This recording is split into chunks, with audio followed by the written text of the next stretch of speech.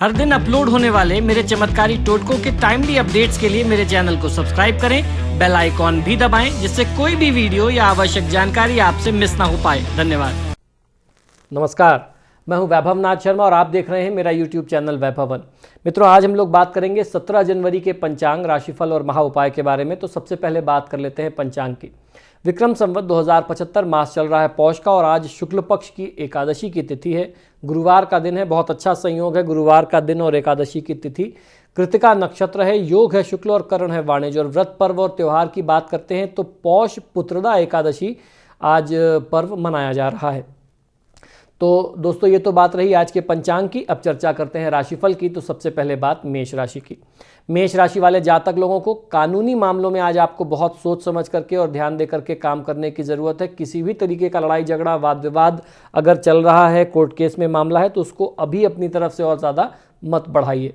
गरीब लोगों को काले रंग के वस्त्र का या काले कंबल का दान करना बहुत अच्छा लाभ दे सकता है। भगवान विष्णु की पूजा आराधना करें, विष्णु चालीसा या विष्णु सहस्त्रनाम का पाठ करना चाहिए। क्रोध करने से बचना चाहिए। वृषभ राशि। वृषभ राशि वाले जातक लोगों के लिए कार्यस्थल पर लाभ और सहयोग बढ़ेगा। रात्रिकाल में बड़े बुजुर्गों की सेवा करें, अपने हाथ से उनको गुनगुना दूध पिलाएं, बहुत अच्छा लाभ मिलेगा। दूसरों के वाद विवाद में आप हस्तक्षेप न करें। मिथुन राशि। मिथुन राशि वाले जातक लोगों के लिए आज आप प्रणय संबंध के सुखद क्षणों का आनंद ले पाएंगे। शिव चालीसा और भगवान शिव का अभिषेक करना आपके लिए बहुत ही अच्छा लाभ लेकर के आएगा। विरोधियों के साथ वाद विवाद और बहस करने से आपको बचना चाहिए।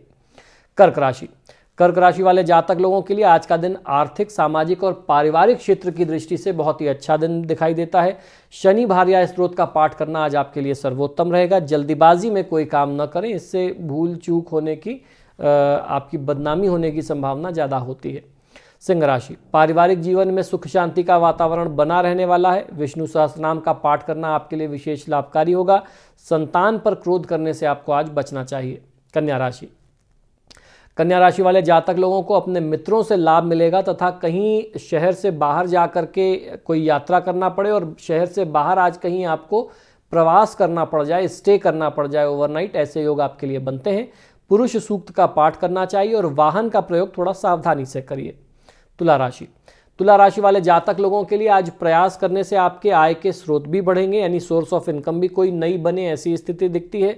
साथ ही साथ जो आपका कहीं रुपया पैसा डूब गया था, जो इन्वेस्टमेंट आपका कहीं फंस गया था, अटक गया था, आज प्रयास करने से उसमें भी आपको फायदा मिलेगा और आपका पुराना रुका हुआ पैसा, डूबा धन, बकाया धन आज प्राप्त हो सकता है। गणेश चतुर्थी का पाठ आपको करना चाहिए। मांसाहार का सेवन और प्रयोग करने से आपको बचना चाहिए। वृश्चिक राशि। व्यापार में वृद्धि और लाभ मिले, ऐसी स्थिति आपके लिए दिखाई देती है। जो नौकरी पेशा लोग थे और अपने काम में थोड़ा बढ़ावा चाह रहे थे, उनको प्रमोशन की ज़रूरत थी या अपनी जगह पे ट्रांसफ़र चाहते थे मनमानी जगह पर, आज आपको ऐसी कोई शुभ सूचना मिले, ऐसे योग आपके लिए बनते हैं।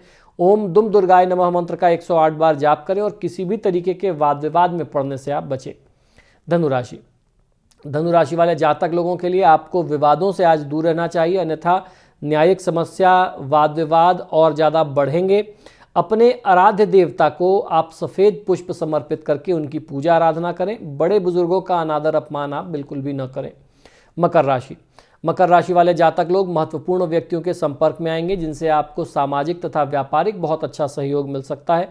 आज भगवान गणेश की पूजा करने के साथ साथ अपनी सफलता के लिए एक हरे रंग का रुमाल अपने साथ रखना आपके लिए कल्याणकारी होगा। काले रंग के वस्त्रों के प्रयोग से आज आपको बचना चाहिए। कुंभ राशि।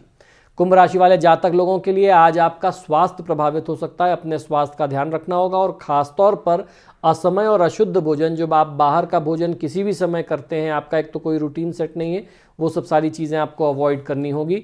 व्यापार में पारदर्शिता रखिए। महामृत्युंजय मंत्र का 108 बार जाप करिए और दूसरों के कार्य में आप हस्तक्षेप करने से बचिए। मीन राशि। मीन राशि वाले जातक लोगों के लिए वित्तीय लाभ या वाहन सुख मिलने तथा विदेश में प्रवास होने की संभावना आपके लिए दिखाई देती है। हनुमान चालीसा और बजरंग बाण का पाठ करना आपके लिए बहुत ही ज़रूरी होगा और काले रंग के वस्त्रों के प्रयोग से आपको बचना चाहिए।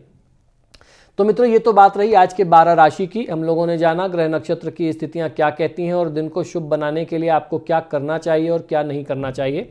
अब हम लोग बात करेंगे आज के महा उपाय की और आज के महा उपाय में मैं आपको वास्तु के कुछ ऐसे फॉर्मूले बताने जा रहा हूं जिनका प्रयोग अगर आप करते हैं तो परिवार में छोटे बच्चे जो अक्सर बीमार पड़ते हैं, जो बार बार बीमार पड़ते हैं, वो इन वास्तु के उपायों को अगर आप पालन में लाएंगे, इनको थोड़ा सा सुझाव को मान लेंगे, तो घर में बच्चों का बार बार बीमार पड़ना फिर बंद हो जाएगा। आइए जानते हैं।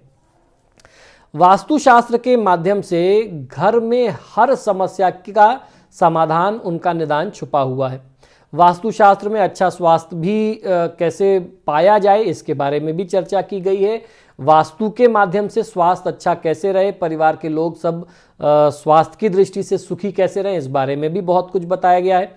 ऐसा कहा जाता है कि वास्तु के सभी नियमों का अगर कोई व्यक्ति पालन करे तो घर के सभी सदस्य निरोगी रहते हैं। छोटे बच्चों के लिए सोने का कमरा घर की पूर्व दिशा में या फिर दक्षिण पूर्व दिशा में, या तो आप ईस्ट डायरेक्शन में या फिर साउथ ईस्ट का जो कोना हो, कमरा हो, वो घर के छोटे बच्चों को दिया जा सकता है।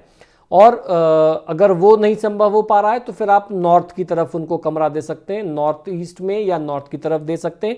ध्यान ये रखना होगा कि वेस्ट और साउथ, इन दोनों दिशाओं में छोटे बच्चों को रखने से आपको बचना चाहिए, क्योंकि बहुत ज़्यादा समय तक अगर छोटे बच्चे साउथ और वेस्ट में रह जाते हैं और थोड़ा समझदार होने पर आपने उनको उनका इंडिपेंडेंट कमरा साउथ और वेस्ट में दे दिया, तो फिर ऐसे बच्चों की गारंटी है कि वो चिड़चिड़े हो जाएंगे, मनमानी करेंगे, जिद्दी हो जाएंगे, उनको फिर कोई सुधार नहीं सकता, फिर आपकी उनके ऊपर चलेगी नहीं, वो जैसा कहेंगे आपको मानना पड़ेगा। दक्षिण पूर्व यानी south east corner, north east corner यानी उत्तर पूर्व का कोना, या फिर उत्तर और पूर्व की दिशा के कमरे जो हैं वो परिवार के छोटे बच्चों के लिए, और उसके बाद नवविवाहित पुत्रों के लिए, जिन बच्चों की अभी नई नई शादी हुई है, उनके लिए आप अलॉट कर सकते हैं, वो ज़्यादा अच्छा होता है। अगर परिवार में बड़े बुजुर्ग भी हैं और बच्चे उनके बाद आते हैं तो आप इन कमरों में उनको जगह दे सकते हैं।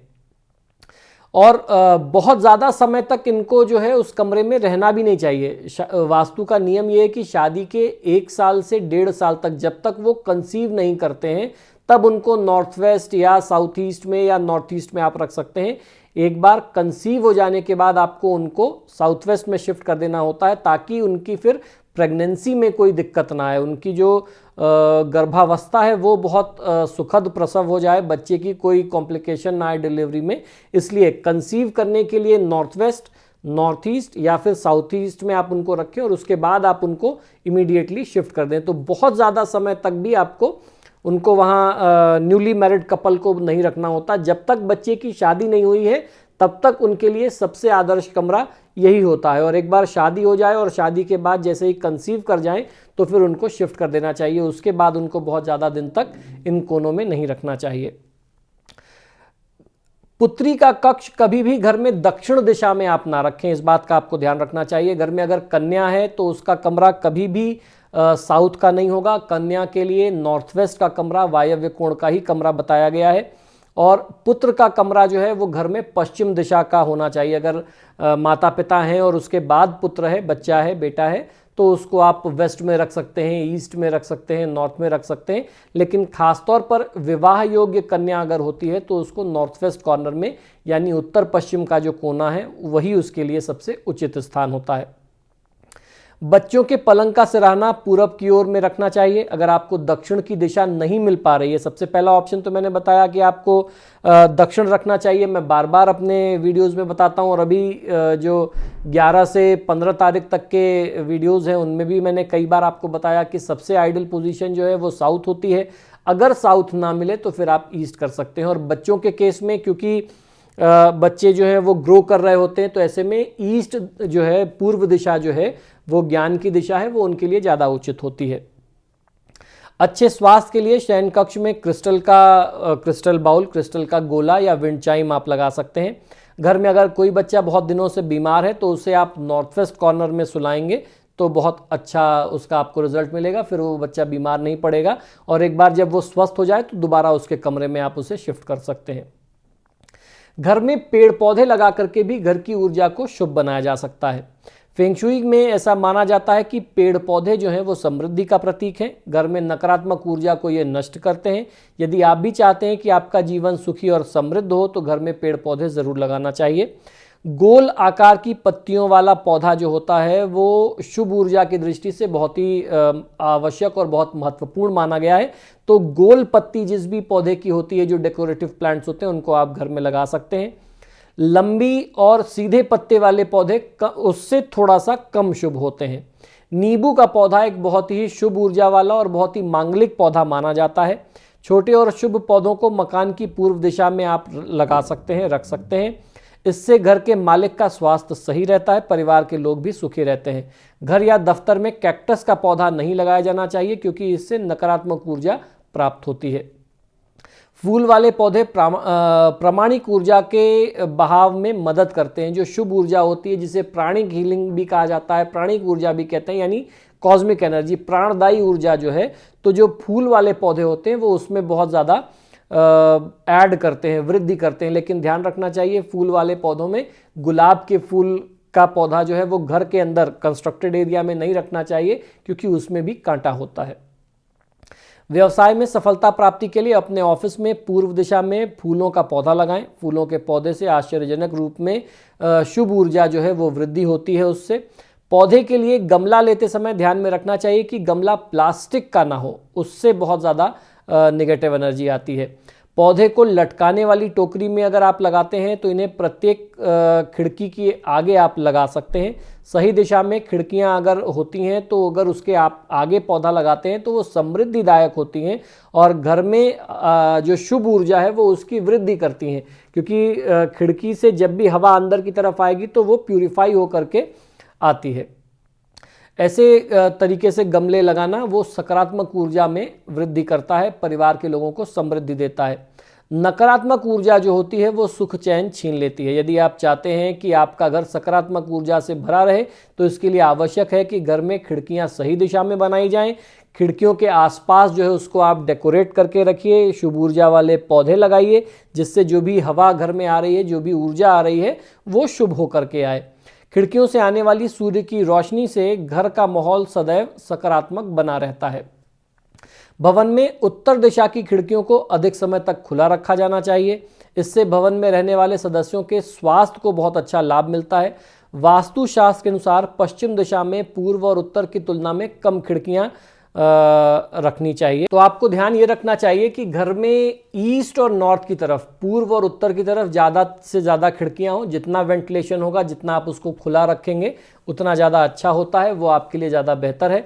दक्षिण और पश्चिम में जितनी ज़्यादा खिड़कियां होंगी उतना ज़्यादा वो नुकसानदायी होंगी। और वास्तुशास्त्र में तो ये कहा गया कि दक्षिण और पश्चिम में एक कील के बराबर भी सुराख नहीं होना चाहिए।